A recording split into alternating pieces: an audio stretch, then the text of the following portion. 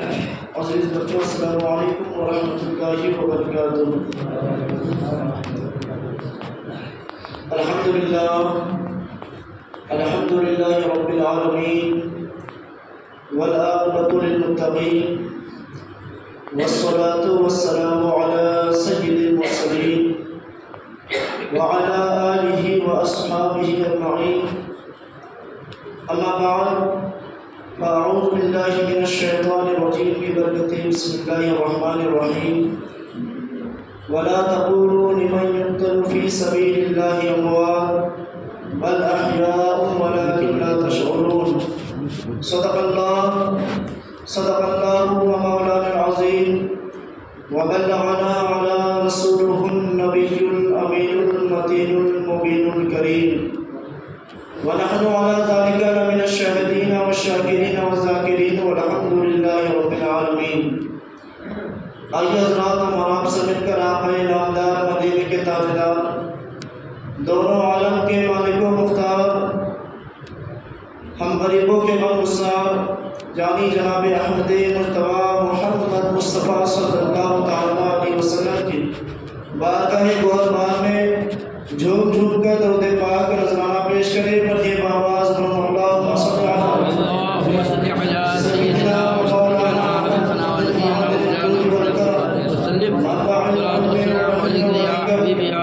وعلی آلہ وصحبہ وسلم۔ صلوا علیہ صلاۃ و سلام علیک یا رسول اللہ صلی اللہ تعالی علیہ وسلم۔ شاعر لکھتے ہیں کہ دشت بلا کو عرش کا زینہ بنا دیا، دشت بلا کو عرش کا زینہ بنا دیا، جنگل کو مصطفیٰ کا مدینہ بنا دیا۔ سبحان اللہ۔ اگر امام حسین پاک سے محبت ہے، سچے اور پکے حسینی ہے، تو آج کے دن بالخصوص آپ کی زبان خاموش نہیں رہنی چاہیے۔ دشت بلا کو عرش کا زینہ بنا دیا، جنگل کو مصطفیٰ کا مدینہ بنا دیا، اور ہر ذرے کو نجف کا نگینہ بنا دیا، تو نے حسین مرنے کو جینا بنا دیا۔ اور اسی میں کیا ہی بہترین انداز میں جو امام حسین رضی اللہ تعالیٰ عنہ سے سچی محبت کرتے ہیں، ان کے لیے بہت ہی پیارا شعر کہ ملے گی جنت پیے گا کوثر اسی کو محشر میں چین ہوگا۔ ملے گی جنت پیے گا کوثر اسی کو محشر میں چین ہوگا، ملے گی جنت پیے گا کوثر اسی کو محشر میں چین ہوگا۔ ارے نبی محبت کریں گے اس سے کہ جس کے دل میں حسین ہوگا، نبی محبت کریں گے اس سے کہ جس کے دل میں حسین ہوگا۔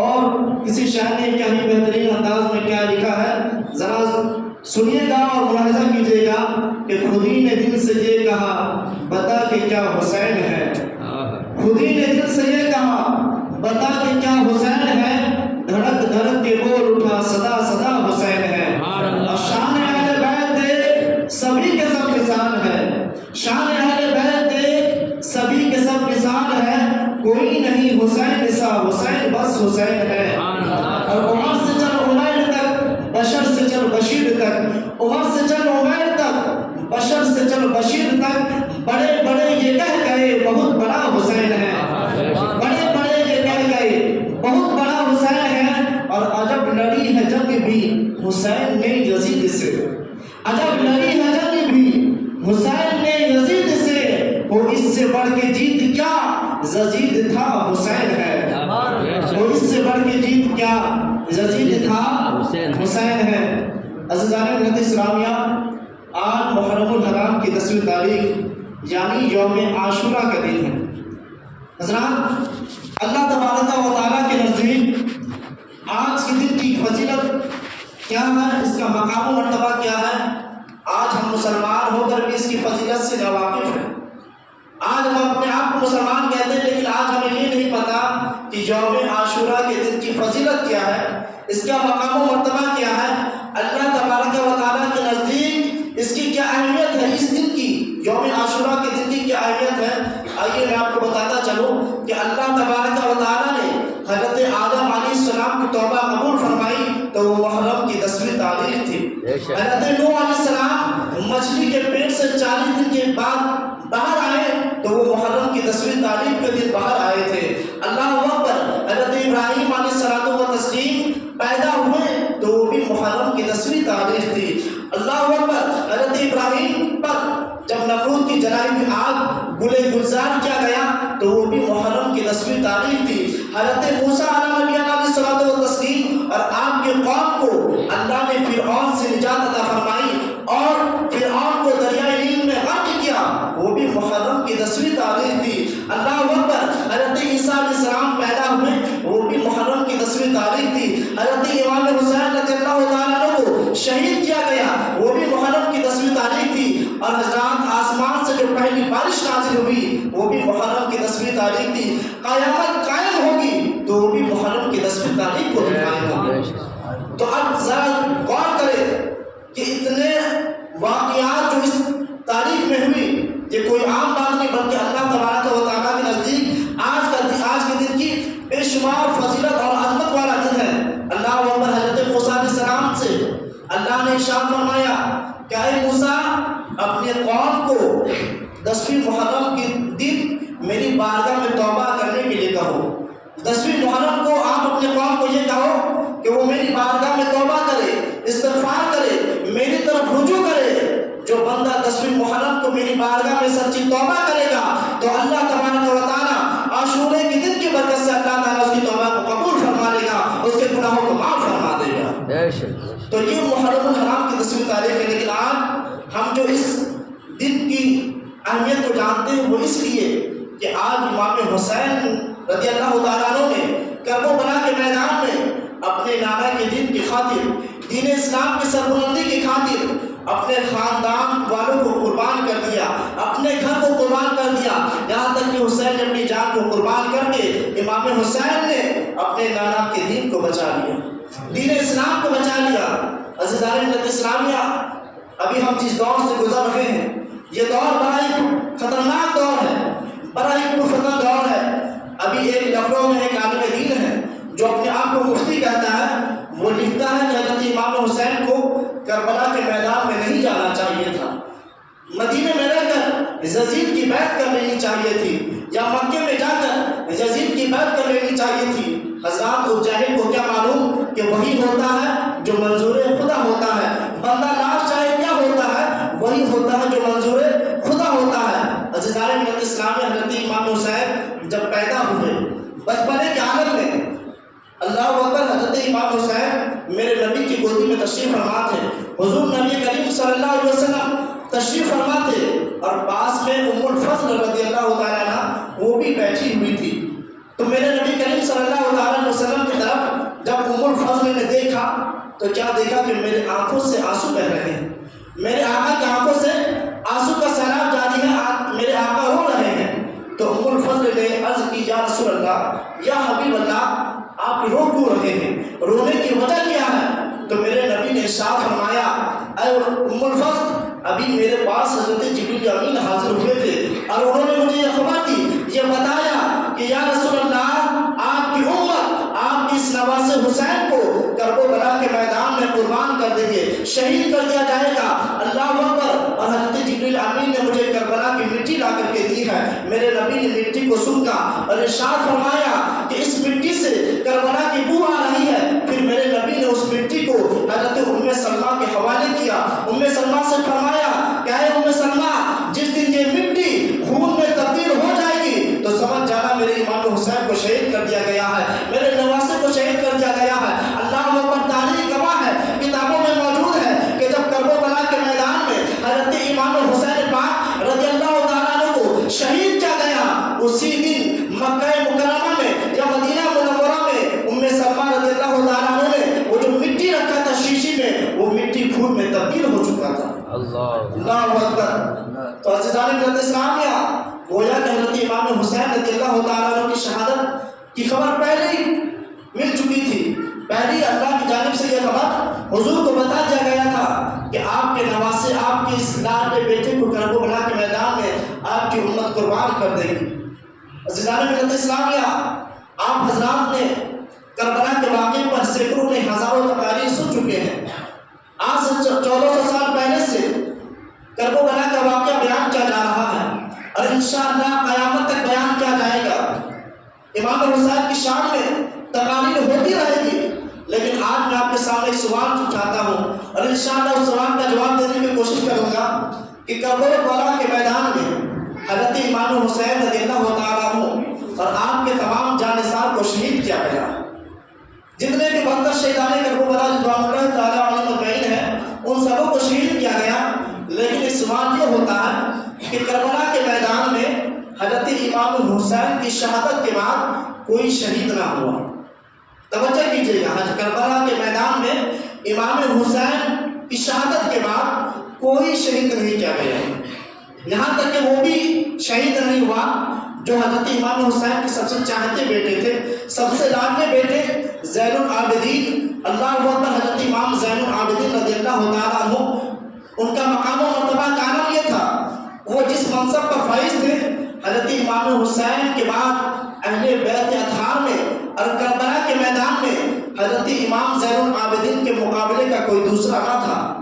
امام زین العابدین جس امامت پر فائز تھے وہ امامت نہ تو حضرت علی اکبر کے پاس تھی، نہ علی اصغر کے پاس تھی، نہ حضرت قاسم کے پاس تھی، نہ حضرت عباس علمبردار کے پاس تھی۔ تو حضرات اگر میدان کربلا میں امام الحسین کو امامت کی وجہ سے شہید کرنا ضروری تھا تو امام الحسین کی شہادت کے بعد امام زین العابدین کو شہید کرنا اور بھی ضروری ہوتا، لیکن میدان کربلا میں امام زین العابدین کو شہید نہ کیا گیا، امام زین العابدین شہید نہ ہوئے۔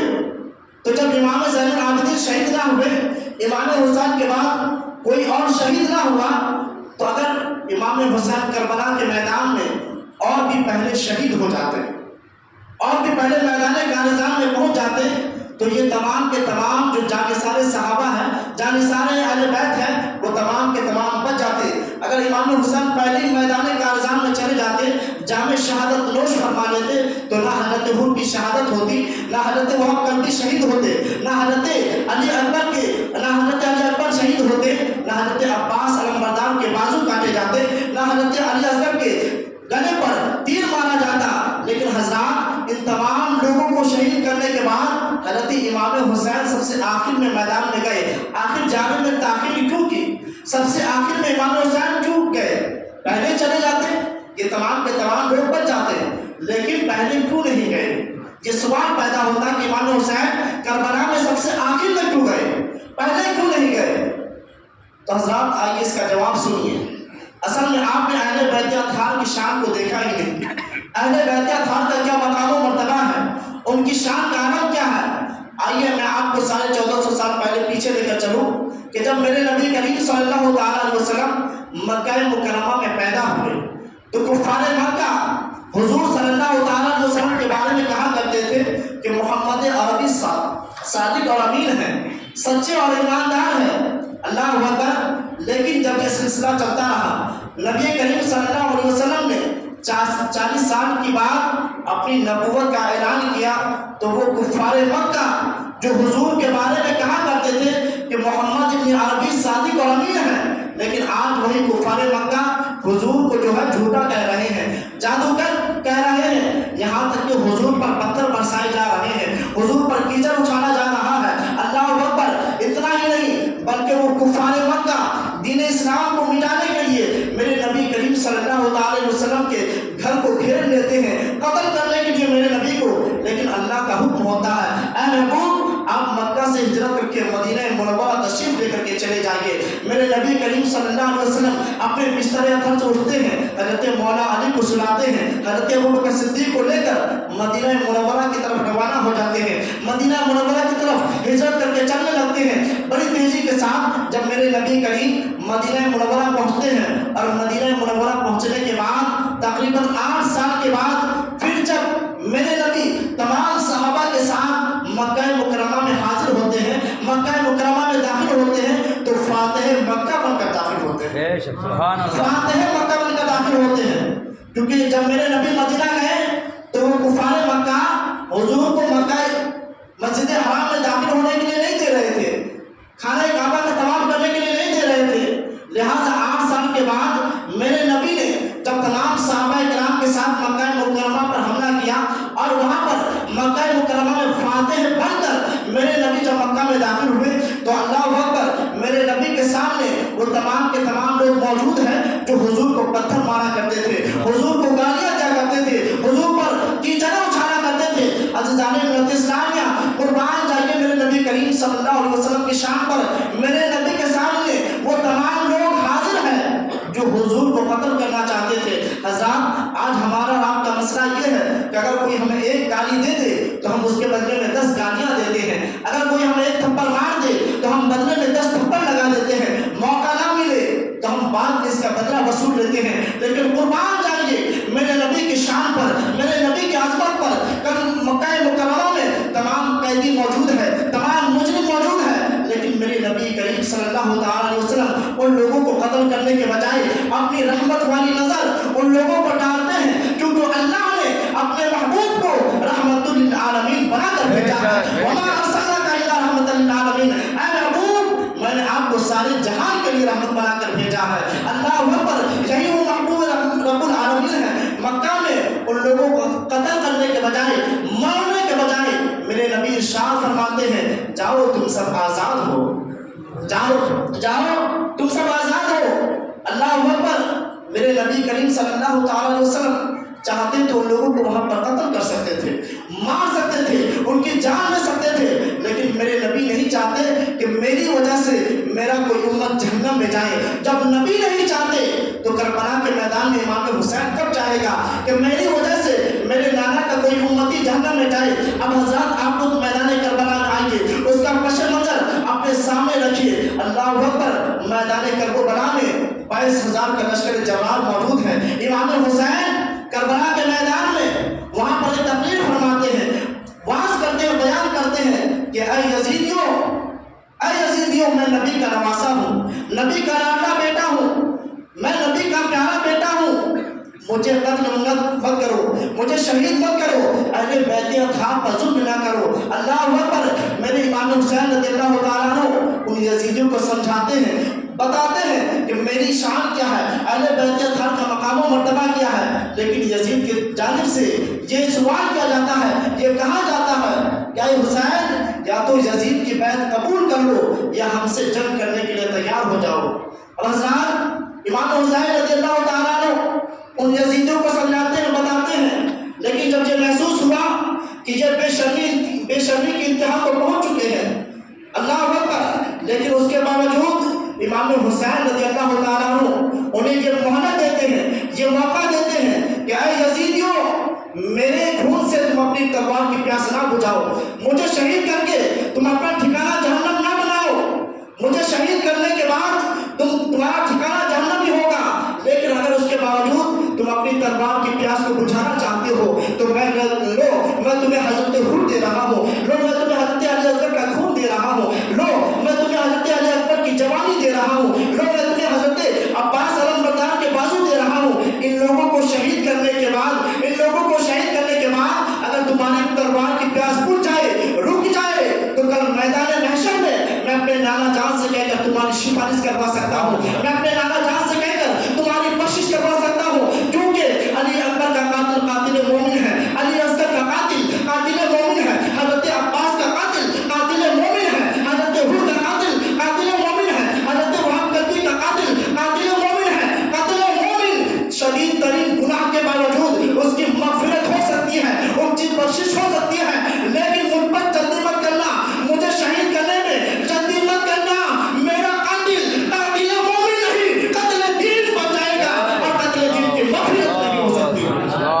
اسی لیے تو ہند کے راجا خواجہ غریب نواز نے کیا خوب کہا ہے کہ شاہ است حسین، بادشاہ است حسین، دی است حسین، دی پناہ است حسین۔ اللہ اکبر، غریب نواز نے امام حسین کو یہی کہا کہ دی است حسین، دی پناہ است حسین، سرداد نداد دست در دست یزید، حقا کے بنا لا الہ است حسین۔ سبحان اللہ۔ اللہ اکبر، امام حسین نے کربلا کے میدان میں یزیدوں سے کہا کہ میرا قاتل قاتل مومن نہیں، قتل دین بن جائے گا، اور قتل دین کی مغفرت خود نہیں ہو سکتی، قاتل دین کی بخشش نہیں ہو سکتی۔ لیکن جب یہ محسوس ہوا، جب یہ پتا چلا کہ یہ یزیدی کتے دنیا کی جہنم کے کتے بننا چاہتے ہیں، یہ یزیدی فوج مجھے شہید کرنا چاہتے ہیں، اللہ اکبر، کی طرف سے بار بار یہ مطالبہ ہو رہا تھا کہ یزید کی بیعت کر لو، یزید کی بیعت قبول کر لو۔ میرے امام حسین نے فرمایا کہ یہ سب کر تو سکتا ہے لیکن کسی کے سامنے جھک نہیں سکتا۔ اللہ اکبر۔ اس کے بعد امام حسین رضی اللہ تعالیٰ عنہ کربلا کے میدان میں تمام جانثار صحابہ، تمام جانثار اہل بیت شہید ہو گئے، حضرت حر بھی شہید ہو گئے، حضرت علی اکبر بھی شہید ہو گئے، تمام کے تمام لوگ جب شہید ہو گئے، آخر میں حضرت امام حسین رضی اللہ تعالیٰ عنہ اپنے خیمے میں داخل ہوتے ہیں۔ اپنے خیمے میں داخل ہونے کے بعد اللہ اکبر یہ کہتے ہیں کہ اے نانا جان، آپ سے میں نے جو وعدہ کیا تھا آج وہ نبھانے جا رہا ہوں۔ اے ابا جان، آپ نے جس نیت سے میری پرورش کی تھی آج میں اس کا حق ادا کرنے جا رہا ہوں۔ اے امی جان، آج آپ نے جو مجھے جس نیت سے دودھ پلایا تھا آج میں اس دودھ کا حق ادا کرنے جا رہا ہوں۔ عزیزان ملت اسلامیہ، میرے امام حسین کربلا کے میدان میں اپنے خیمے میں تشریف لے کر کے جاتے ہیں، اپنے جسم پر میں حضور کا لباس پہنتے ہیں، اپنے سر پر امامہ باندھتے ہیں، ہاتھوں میں حیدری ذوالفقار لیتے ہیں اور لینے کے بعد خیمے والے کو آخری سلام کہتے ہیں بڑی تیزی کے ساتھ، کیونکہ اتنا وقت نہیں ہے کہ کربلا کا پورا واقعہ آپ کے سامنے پیش کیا جائے۔ بڑی تیزی کے ساتھ میں کہہ رہا ہوں کہ امام حسین کربلا میں اپنے خیمے والے کو آخری سلام کہتے ہیں۔ الوداعی سلام کہنے کے بعد اپنے گھوڑے پر سوار ہوتے ہیں۔ آج گھوڑے کو ناز ہے کہ امام حسین ان پر سوار ہے، امام حسین کو ناز ہے کہ میرا گھوڑا وفادار۔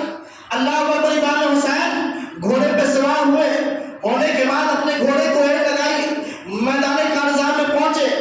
اللہ اکبر۔ میدان کارزار میں جیسے ہی پہنچتے ہیں وہ یزیدیوں کی طرف سے ایک بائی ایک آتے ہیں۔ امام حسین اپنی بہادری اور حیدر ذوالفقار کو جیسی اپنی فضا میں لہراتے ہیں، فوراً ان یزیدیوں کی گردن نکل جاتی ہے۔ اللہ اکبر۔ امام حسین رضی اللہ تعالیٰ عنہ یقین باندھ کر بے شمار یزیدیوں کو جہنم پہنچا دیتے ہیں۔ جب ابن زیاد دیکھتا ہے کہ امام حسین کے مقابلے میں ایک دو کر کے نہ جایا کرو، کیونکہ یہ علی کا بیٹا ہے، کسی کو اکیلا نہیں چھوڑے گا، اس پر ایک بار دستہ بدستہ حملہ کرو۔ اللہ اکبر۔ امام حسین رضی اللہ تعالیٰ عنہ کربلا کے میدان میں جب اپنی تلوار کو فضا میں لہراتے ہیں تو اللہ اکبر، بھوکا پیاسا حسین کھاتے پیتے یزیدوں کو کاٹتا چلا جا رہا ہے، بھوکا پیاسا حسین کھاتے پیتے یزیدوں کی گردن اڑاتا چلا جا رہا ہے، لاشوں کے ڈھیر لگ جاتے ہیں۔ اللہ اکبر۔ کربلا کے میدان میں امام حسین پاک رضی اللہ تعالیٰ عنہ جیسی اپنی تلوار کو فضا میں لہراتے ہیں تو ایسا نہیں لگتا تھا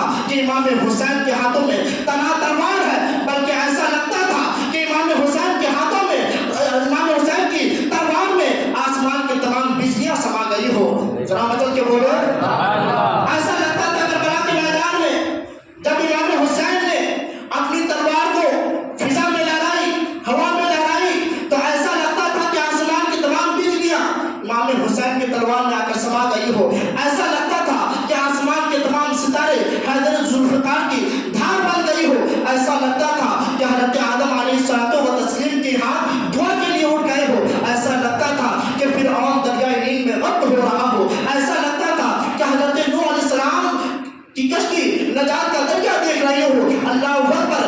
میدان کربلا میں امام حسین رضی اللہ تعالیٰ عنہ اپنے تلوار کو ہوا میں لہراتے ہیں، یزیدوں کے قتل کرتے چلے جا رہے ہیں، لاشوں کے ڈھیر لگ جاتے ہیں۔ اللہ اکبر۔ امام حسین کربلا کے میدان میں جب اپنے تلوار کو ہوا میں لہراتے ہیں تو ایسا نہیں لگتا تھا، بلکہ ایسا لگتا تھا کہ تنہا حسین میں جرأت موسیٰ بھی ہے، تنہا حسین میں استقامت ابراہیم بھی ہے، تنہا حسین میں ارادہ اسماعیل بھی موجود ہے۔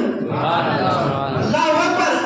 اب یاد کریں مینا کے میدان کو کہ حضرت ابراہیم اپنے بیٹے اسماعیل کو قربانی کرنے کے لیے لے کر جا رہے ہیں، سامنے ابلیس شیطان موجود ہے، حضرت ابراہیم اور حضرت اسماعیل کا ارادہ پہاڑ ہے۔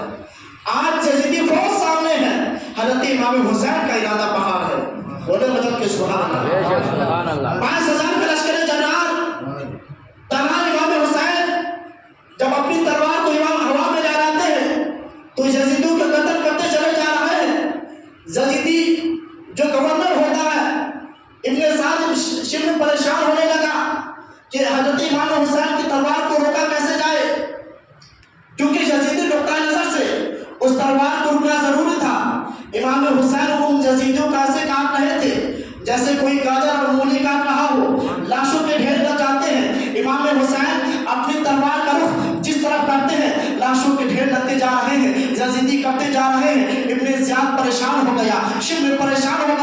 کہ امام حسین کو روکا کیسے جائے، کیونکہ یہ تلوار رکے گی تو یزیدی بچیں گے، کہیں ایسا نہ ہو کہ یہ تاریخ بن جائے کہ تنہا امام حسین نے 22,000 کے لشکر جلال کو تلاش میں شکا فرمایا۔ اللہ اکبر، یزید پریشان، شبر پریشان ہو گیا کہ امام حسین کی تلوار کو روکا کیسے جائے، وہ تلوار جسے بھوک نہ روک سکی، بولے وہ تلوار جسے بھوک نہ روک سکی، وہ تلوار جسے پیاس نہ روک سکی، وہ تلوار جسے علی اکبر کی جوانی نہ روک سکی، وہ تلوار جسے عباس علمبردار کے کٹے ہوئے بازو نہ روک سکی، وہ تلوار جسے حضرت علی اکبر کی شہادت نہ روک سکی۔ اللہ اکبر، وہ تلوار جسے کوئی روک نہیں سکتا۔ آج زمین بھی حمایت میں ہے، آسمان بھی حمایت میں ہے، فضا بھی مددگار ہے، اس تلوار کو کوئی روک نہیں سکتا۔ حضرت امام حسین تلوار چلا رہے ہیں، گردنیں کٹ رہی ہے۔ اللہ اکبر، وہ تلوار جسے بھوک نہ روک سکے، پیاس نہ روک سکے، شہیدوں کی شہادت نہ روک سکے، اچانک کربلا کے میدان میں وہ تلوار رک جاتی ہے۔ اچانک کربلا کے میدان میں وہ تلوار رک گئی۔ وہ تلوار جسے بھوک نہ روک سکی، پیاس نہ روک سکی، شہیدوں کی شہادت نہ روک سکی، علی اکبر کی شہادت نہ روک سکی، علی اکبر کے گلے پر تیر لگنے سے نہ روک سکی، اچانک وہ تلوار رک گئی۔ عزیزان ملت اسلامیہ، یہاں پر میں ایک بات کہنا چاہ رہا ہوں کہ آج ہم اپنے آپ کو مسلمان کہتے ہیں، اپنے آپ کو حسینی کہتے ہیں۔ ذرا آپ کربلا کے منظر کو دیکھیں، کربلا کے واقعے کو پڑھیں۔ امام حسین رضی اللہ تعالیٰ عنہ کی تلوار میدان کربلا میں رک گئی، جیسے ہی رکی یزیدیوں میں سے ایک بدبخت نے زہر آلود تیر ایسا چھوڑا کہ آپ کے پیشانی انور پر جا کر لگا۔ اللہ اکبر، امام حسین کے پیشانی پر جیسے وہ تیر لگا، امام حسین گھوڑے سے نیچے گر جاتے ہیں، گھوڑے سے جیسے نیچے اترتے ہیں، ایک بدبخت امام حسین کو ایسا نیزہ مارتا ہے کہ جس میں سے خون کا پھوارا جاری ہو جاتا ہے۔ اللہ اکبر، جیسے خون کا پھوارا جاری ہوا، تمام یزیدی چاروں طرف سے گھیر لیتے ہیں۔ امام حسین پاک کربلا کے میدان میں مفسرین کرام نے لکھا کہ 72 زخم جسم پر لگے تھے، 72 زخم جسم پر لگنے کے باوجود امام حسین رضی اللہ تعالیٰ عنہ، اللہ اکبر، حال یہ تھا کہ کسی یزید کی ہمت نہیں ہوتی تھی کہ امام حسین کے قریب آ جائے، امام حسین پاک کے قریب آ جائے۔ امام حسین پاک رضی اللہ تعالیٰ عنہ کربلا کے میدان میں جیسے زمین پر گرتے ہیں، تمام یزیدی فوج چاروں طرف سے گھیر لیتے ہیں۔ اللہ اکبر، حضرات میں امام حسین پاک رضی اللہ تعالیٰ عنہ اپنے نانا کے دین کی خاطر، ہم گناہگاروں تک اپنے نانا کے دین پہنچانے کی خاطر اتنی بڑی قربانی کے خاندان والوں کو قربان کر دیا۔ سبوں کو قربان کرنے کے بعد اب اپنے جان کو بھی قربان کرنے کے لیے میدان کارزار میں ہے، جس میں سے خون کا فوارہ جاری ہو جاتا ہے، تمام یزیدی چاروں طرف سے گھیر لیتے ہیں۔ اللہ اکبر، امام حسین پاک رضی اللہ تعالیٰ عنہ بے ہوشی کی حالت میں جیسے ہی گرتے ہیں، ان یزیدی فوج میں سے ایک بدبخت آتا ہے، نکل کر آتا ہے اور امام حسین کے سینے پر چڑھ کر بیٹھ جاتا ہے۔ اللہ اکبر، جیسے امام حسین کے سینے پر چڑھ کر بیٹھا، میرے امام حسین نے پوچھا تمہارا نام کیا ہے؟ اس نے اپنا نام بتایا، اور پھر امام حسین نے پوچھا کہ تیرا کیا ارادہ ہے، تیرا کیا ارادہ ہے؟ اس بدبخت نے کہا مجھے تمہارا سر قلم کرنا ہے، تمہیں شہید کرنا، تمہیں مارنا ہے۔ اللہ اکبر، امام حسین پاک نے پھر کیا کہا، ذرا کر دل کے کانوں سے سننا، جو اپنے آپ کو حسینی کہتے ہیں، امام حسین کے نام پر ڈی جے اور ڈھول باجے تو بجاتے ہیں، لیکن ایک وقت مسجد میں نہیں آتے، نمازوں کو چھوڑ دیتے ہیں۔ اللہ اکبر، کربلا کے میدان میں امام حسین پاک نے اس بدبخت سے کہا، پوچھا کہ ابھی کون سا وقت ہے؟ اس بدبخت نے کہا کہ ابھی ظہر کا وقت ہے۔ میرے امام فرماتے ہیں کہ مجھے اپنے رب کی عبادت کر لینے دو، مجھے 2 رکعت نماز پڑھ لینے دو، مجھے 2 رکعت نماز پڑھ لینے دو۔ اللہ اکبر، امام حسین رضی اللہ تعالیٰ عنہ جب یہ فرماتے وہ بدبخت اترتا ہے۔ امام حسین رضی اللہ تعالیٰ عنہ، آج ہم وضو کرتے ہیں تو پانی سے وضو کرتے ہیں، اگر جسم سے خون نکل کر بہ جائے تو وضو ٹوٹ جاتا ہے، لیکن